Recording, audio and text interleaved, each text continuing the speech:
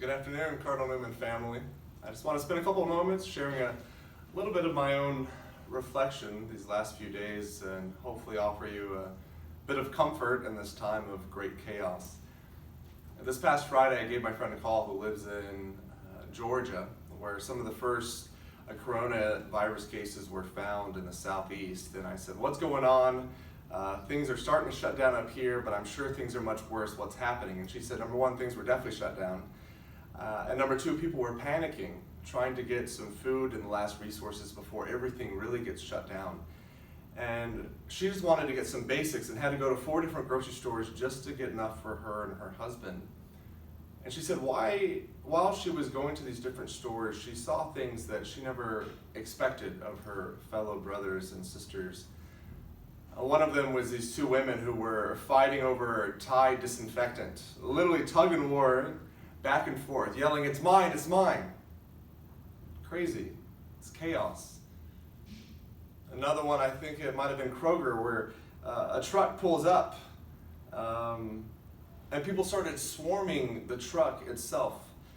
She said there were individual people who had 2 and 3 carts that they were trailing across the grocery store, bottled waters and toilet paper 3 or 4 feet above their heads, hoarding everything, yelling at managers.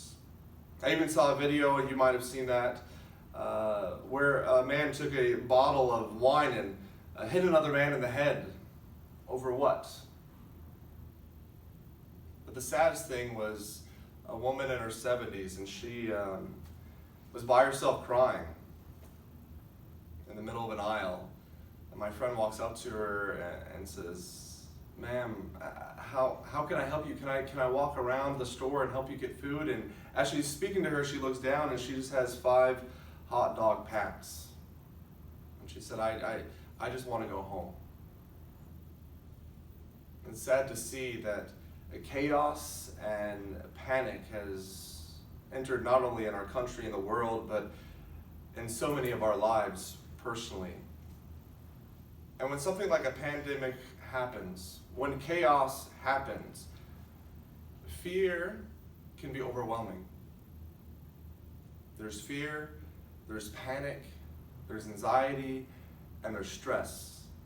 And it just begins to take a greater and greater and greater toll on each one of us.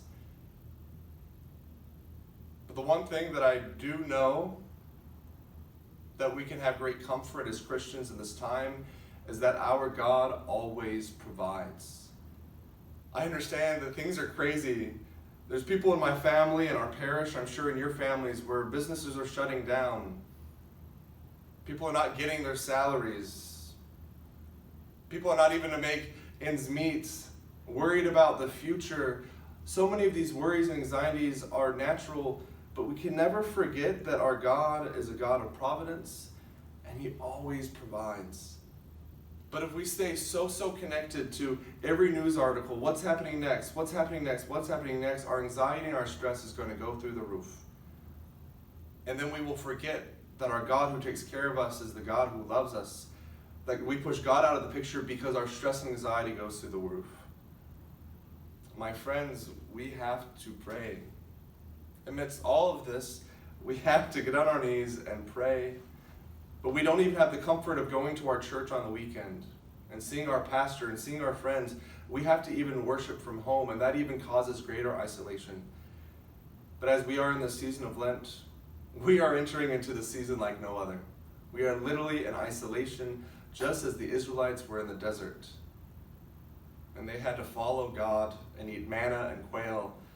And many of us have to eat even more simply because we don't even have the normal resources we normally do. God is calling us into the desert more than ever. But we need not be afraid. We need not fear. We need not panic. What we need is to trust. My Cardinal Newman family, I am praying for each of you. I offered Mass today for the faculty, staff, students, and parents at Cardinal Newman, that God may instill in each one of you a sense of peace and to draw away any sense of anxiety or fear or panic. Times will be tough. Maybe longer, maybe shorter, but now is the time to trust in the Lord. May we do that together. May we trust the Lord together, and may we as a community of faith continue to lift each other up in prayer. God bless you.